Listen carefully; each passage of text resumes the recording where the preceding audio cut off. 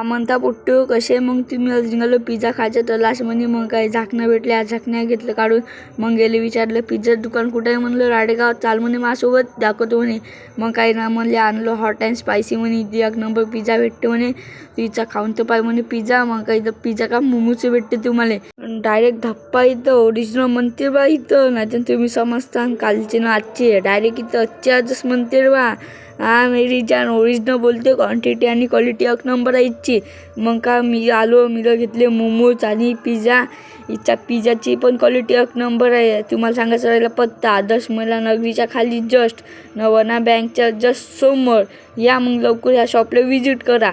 मग काही तर तुम्हाला होम डिलिव्हरी भेटते पोट्टू लक्षातच राहिलं फक्त 30 मिनिटात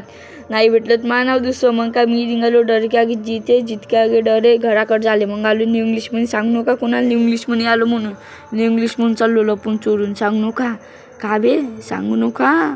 मग का मी चांगलं भीतीवर मग आलो इथं खाली मग का उतरलो खाली